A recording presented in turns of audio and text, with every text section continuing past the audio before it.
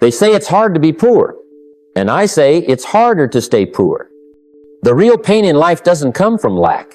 It comes from knowing you could have had more, done more, become more, but traded it all for comfort and convenience in the moment. See, most people are not broke because life is cruel. They're broke because they traded strategy for impulse and discipline for indulgence. Let me ask you something. Have you ever watched someone spend every dime on pleasure while quietly their future was slipping away? I've seen it, and I've lived it. Today I want to walk you through a different way of thinking. Not just how to make money, but how to become the kind of person who attracts wealth, multiplies it, and handles it with wisdom. If you're tired of running in circles, if you're ready to stop looking rich and start living rich, stick with me. You're about to learn a strategy that most will never discover. And once you do, you'll never see money the same way again. One of the great secrets of wealth that most people never learn is this simple phrase: live below your means, but think far above your circumstances. Now that sounds easy, doesn't it? But let me tell you, it takes a powerful shift in mindset to live this way. Most people do the opposite. They live above their means and think beneath their circumstances. They spend as if they're rich, but think as if they're poor. And that, my friend, is a recipe not just for financial hardship, but for regret. When I was starting out, I didn't have much, barely enough to get by. And I was tempted, just like anyone else, to spend every dollar I made. Because when you've been without for a while, the first sign of money feels like water in the desert. You want to taste it, enjoy it, maybe even show it off a little. But I quickly realized something. If I kept spending like I was rich when I wasn't, I'd always be poor. So I made a decision not to just cut my spending, but to raise my thinking. See, it's not about denying yourself forever. No, it's about trading temporary pleasures for long-term gain. It's about saying, I could buy that now, but if I wait, invest, save, and grow, I can have something far greater down the line. That's not poverty. That's strategy. There's dignity in restraint. There's honor in discipline. And there's power in vision. Let me ask you, have you ever met someone who made good money but still struggled financially? You know why? Because the size of the income doesn't matter if the spending habits don't change. A poor mindset will always find a way to spend a rich paycheck. But a wealthy mindset? That's different. A wealthy mindset looks at money as seed, not fruit. You don't eat the seed, you plant it. You multiply it. You let it grow into something that feeds you later. The wealthy don't just budget because they have to, they budget because they respect the future. They delay gratification because they know the long road leads to the high ground. And the truth is, once you learn to live below your means with grace, not fear, you gain something that can't be bought. Control. Control over your finances. Control over your emotions. Control over your future.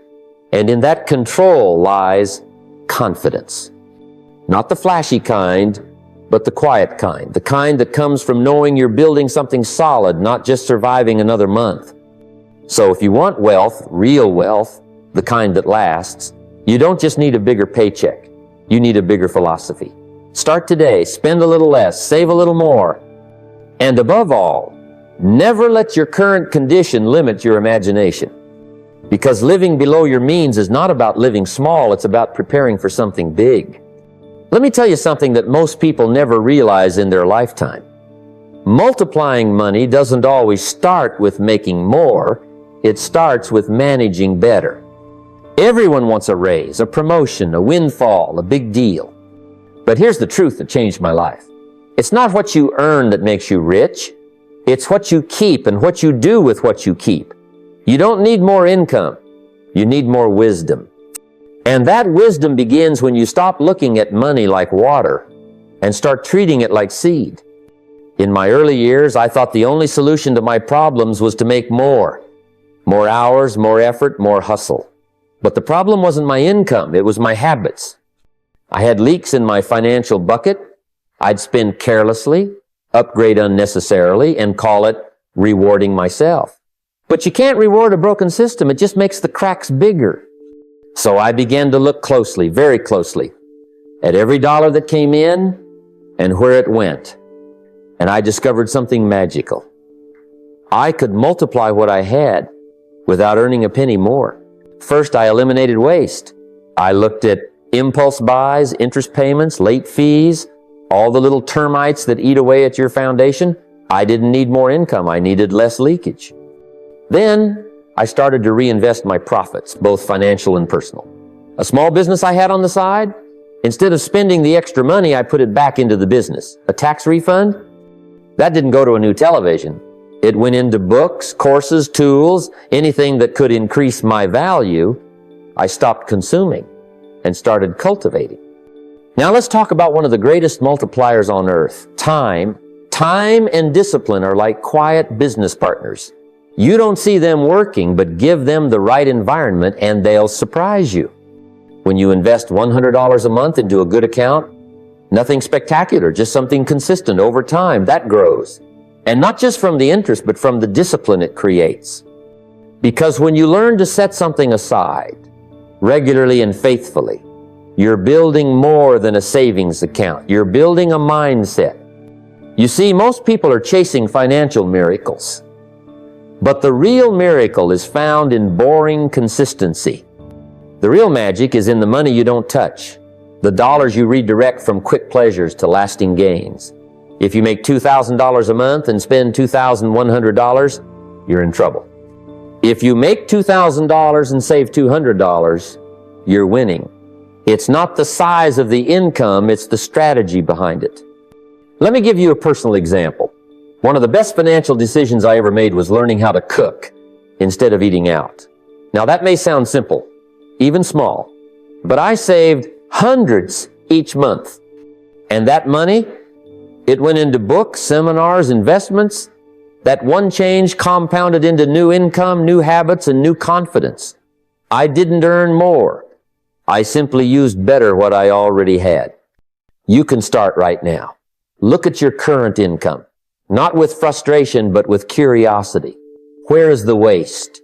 Where is the duplication? Where is the opportunity? Then shift from consumer to producer. Use what you save to buy your freedom, one choice at a time. Because wealth isn't about more, wealth is about wise. People often think they can't get ahead because they don't have enough capital. If only I had money, they say. If only I had investors or savings or funding, then I could start.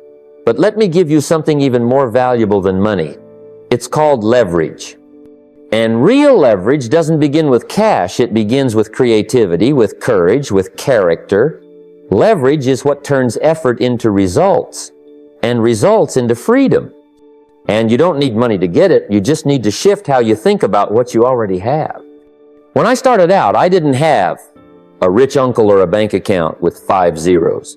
But I learned quickly, capital is just one form of leverage. And for most of us, it's not the first one we need. The first form of leverage is skill. Learn something valuable. Learn something rare. If you know how to solve a problem better, faster, or more creatively than the average person, you don't need to buy your way into opportunity. Opportunity will start knocking on your door. I remember in the early years, I didn't try to be the smartest person in the room. I just tried to be the one who could get things done. If someone needed something written, I practiced writing. If they needed someone to speak, I learned how to speak. The more I learned, the more I earned. And I wasn't waiting on money, I was building value. The second kind of leverage is relationships. You've heard the phrase, your network is your net worth. That's not just a clever line, it's truth. People open doors. People make calls. People create partnerships. And all of that can happen without a single dollar exchanged. I've seen people with no capital build businesses just by making themselves useful to the right people. They volunteered, they served, they added value, and eventually the phone started ringing. Don't overlook the power of showing up consistently with a good attitude, a reliable handshake, and a willingness to help. That earns trust. And trust is a currency all its own. Then there's systems. Systems are where leverage becomes exponential. Think about it like this. If you write a book once, it can sell to thousands for years. If you build a process that runs without you, it can create income while you sleep. You don't need capital to write a blog, record a podcast, build a basic online product, or create a training course. You need focus, persistence, and a bit of ingenuity. Build once, serve many. That's leverage. Here's the key. Stop saying I can't because I don't have money. Start saying, what can I build with what I do have? Maybe you have time. Maybe you have a skill. Maybe you have a connection. Use those. Stretch them. Multiply them. Capital comes later. In fact, if you build the right skills, relationships, and systems, capital will come looking for you. That's how you build leverage before you build wealth. Most people associate compounding with money, and rightly so. Compound interest is a powerful force. If you start with a small amount and add a little more every month, time begins to do the heavy lifting. It's not magic, it's math. But what most people overlook is that compounding doesn't just apply to money. It applies to habits, to learning, to discipline. And if you understand that, really understand it, you'll never look at your small daily choices the same way again. When I was young, I wanted everything to happen fast. I wanted results in a week, rewards in a month, and success in a year. But life doesn't work like that. Wealth, like a tree, doesn't grow because you shouted at it. It grows because you watered it a little every day, even when there were no signs. I started saving small amounts, reading just 10 pages a day, writing down my goals each morning, nothing dramatic, nothing that made headlines, but I stayed with it. And somewhere along the line, those quiet efforts became momentum. Think about it like this. If you improve by just 1% a day, not 10%, just 1, by the end of the year, you're over 37 times better than when you started. That's the power of compound growth. Most people overestimate what they can do in a week and underestimate what they can do in a year. They chase intensity when they should be building consistency. You don't need to do everything at once. You just need to do the right things often. Start putting aside money. It doesn't have to be big. It just has to be regular. Start learning something every day. It doesn't have to be a book a week. Just read 1 page. But do it every day. Start exercising. Not for hours, just for 10 minutes. But do it consistently. Why? Because momentum is what builds confidence. And confidence fuels progress. And progress over time becomes success. I've watched people try to sprint to wealth, burn themselves out with hustle only to fall back into old habits when the energy ran out. But I've also seen the quiet builders, the ones who plant seeds daily, water them patiently, and reap a harvest that seems sudden to the world, but not to them. They knew. They trusted the process. If you want wealth to last, it must be built on principles that last. Compounding is one of them. Start today. Start small, but never stop. Because when you learn how to make compounding your ally, you don't just build wealth, you build a life that can't be shaken. One of the greatest revelations I ever had about wealth wasn't about earning more. It was about losing less. You see, most people think they're broke because they don't make enough money. But often it's not a money problem, it's an awareness problem. Wealth doesn't always require more effort, more hustle, or more income. Sometimes it simply requires that you look a little closer at your own life, your routines, your habits, your daily decisions, and realize you're leaking wealth and don't even know it. Every day, money slips quietly through the cracks. A few dollars here, 10 minutes wasted there, mindless purchases, forgotten subscriptions, unused memberships, idle hours in front of a screen. What most people call normal life is often just a series of small, unnoticed leaks that, when added up, cost a fortune. And if you don't stop to plug those leaks, no matter how much water you pour into the bucket, it'll never fill. I remember walking through my own habits one evening. I sat down with a notepad and asked myself, where is my time going? Where is my money going? I didn't like some of the answers. I found I was buying things I didn't use, eating meals out I didn't need, wasting blocks of time on activities that gave no return, neither financially nor emotionally. It was sobering, but it was also empowering because now I had something I could change. Let's take something as simple as coffee. $5 a day, 5 days a week, that's $100 a month. Over a year, that's $1,200. Now multiply that by 5 years, add compound interest, and suddenly your latte habit cost you tens of thousands in lost opportunity. And yet, most people never think of it that way. They say it's just $5.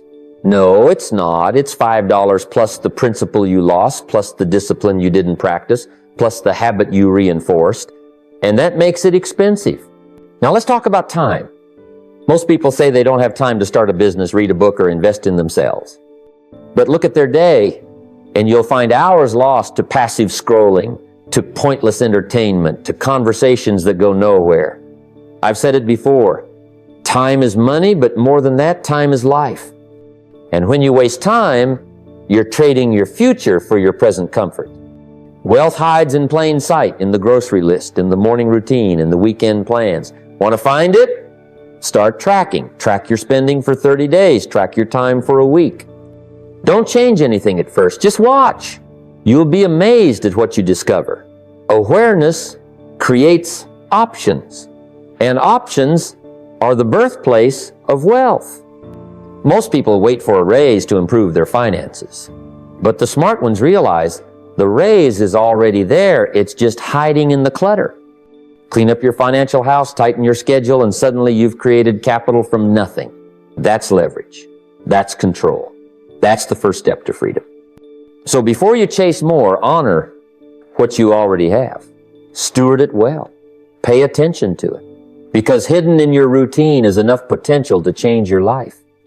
There's a misconception that wealth begins with money. It doesn't. It begins in the mind.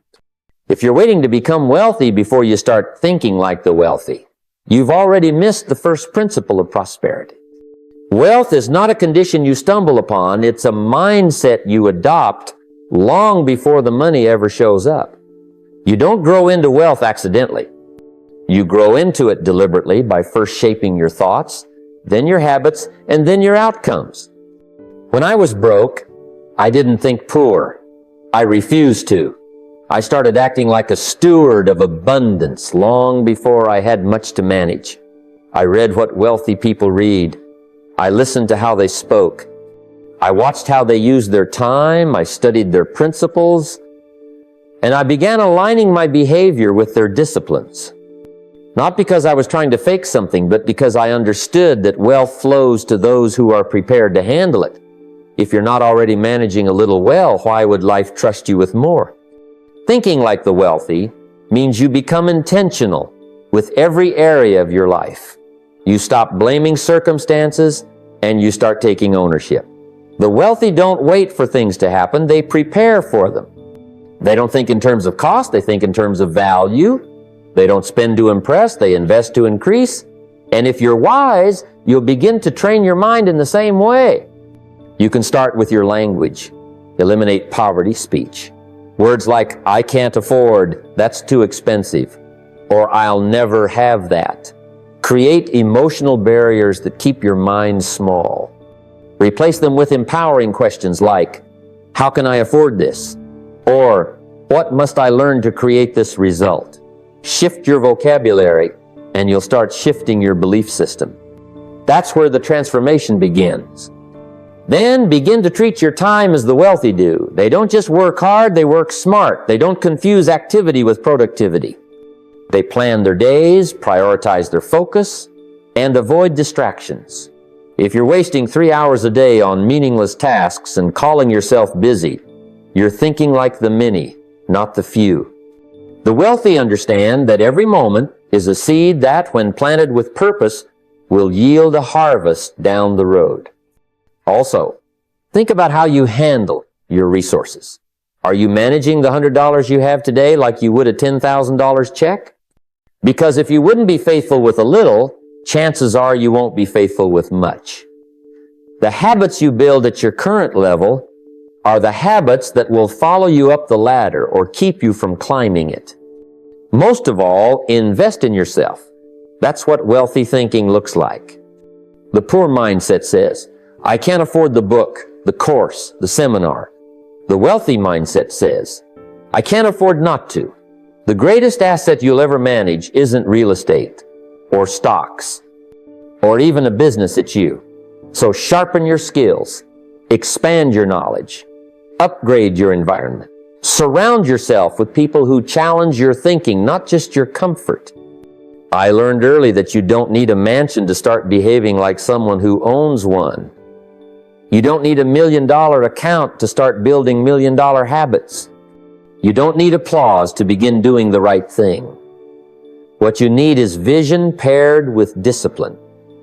And when you carry yourself like someone preparing for wealth, you send a message to life, I'm ready. And life tends to reward those who are ready. I've met people who earn 6 figures a year and are still broke.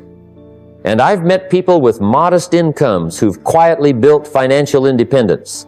What's the difference? It's not the size of the paycheck, it's the shape of the plan. You see, you don't need a bigger income nearly as much as you need a better strategy. Because if you keep doing with more money what you've been doing with less, you'll just accelerate the problem, not solve it. There's something dangerous about increasing income without increasing discipline. It gives the illusion of progress while quietly expanding the trap. People think, once I earn more, I'll save more. But they don't. Their lifestyle simply rises with their income. A raise becomes a nicer car. A bonus becomes a vacation. A promotion becomes a bigger house. And at the end of the year, the margin is still zero. And that's not wealth. That's just faster spending. Now, don't get me wrong, earning more is good. Work hard, be productive, create value. But without a solid financial plan, all that effort leaks out through poor decisions. It's like trying to fill a barrel full of holes. You're pouring in more water, but nothing stays. That's what most people are doing with their money. More hustle, more effort, more hours, but no structure to catch the reward. So let's talk about the power of a plan. A real plan starts with clarity. Where are you going financially? What does your ideal future look like in 5 years? 10? What kind of lifestyle do you want? And what does that lifestyle cost, not in vague wishes, but in numbers? The wealthy plan in numbers. They know the cost of their freedom, and they reverse engineer a strategy to reach it. Then the plan includes habits, consistent saving, strategic investing, deliberate spending, not just tracking expenses, but assigning every dollar a job. The plan accounts for emergencies, for future goals, for growth. A good plan makes wealth inevitable, not accidental. I remember a young man who told me, if I just made $10,000 more a year, I'd be fine. I said, if I gave you that extra $10,000 right now, what would you do with it? He rattled off a list of expenses, none of which included saving, investing, or building a better future. I said, then your problem isn't income, your problem is intention. Wealth is not an income game, it's a behavior game. And the behavior is directed by the plan. Your plan is the compass that tells your money where to go. Without it, you wander. With it, you build. One of the best things you can do right where you are is to sit down and create a strategy for your money. Not next year, now. Decide what percent you'll save, what percent you'll invest, what percent you'll give, and what percent you'll use. Live by those percentages, not your emotions. Because if your decisions are always driven by the mood of the moment, you'll always drift. But if they're guided by the discipline of a plan, you'll arrive. More income might feel like the answer, but real wealth begins the moment you take what you already have and make it serve a purpose. There's a difference between living humbly and thinking small. One is a strategy, the other is a trap. See, it's no shame to act broke if you're doing it on purpose. If you're skipping the luxuries today so you can build an abundant tomorrow, that's wisdom in motion. But don't ever confuse that with being broke in your mind. Because the greatest poverty is not in the wallet, it's in the vision. I've seen people with a $10 bank balance but $1 million mindset. And I've seen folks with fancy cars and flashy lifestyles who are spiritually and financially bankrupt. Don't be fooled by appearances. Act broke, but don't think broke. That's the key. There's dignity in restraint. I used to drive an old car long after I could have afforded something nicer. Not because I was cheap, but because I had a plan. Every dollar I didn't spend on impressing strangers was a dollar I could invest in my future. And I learned something powerful during that time. Discipline builds character. You don't become wealthy just by what you accumulate. You become wealthy by who you become through the process. Humility isn't weakness. It's strength under control. It says, I could, but I choose not to yet. It's delaying the applause. It's mastering the appetite. That kind of self-control is rare and valuable. Anyone can spend, anyone can consume, but it takes a strong mind to delay, to save, to invest, to wait patiently while others take shortcuts. Now, acting broke doesn't mean living in scarcity. It means being strategic. It means you understand that the best use of your current resources is not always to display them. You don't have to prove anything to anybody. Let your vision be the thing that keeps you up at night, not your bills,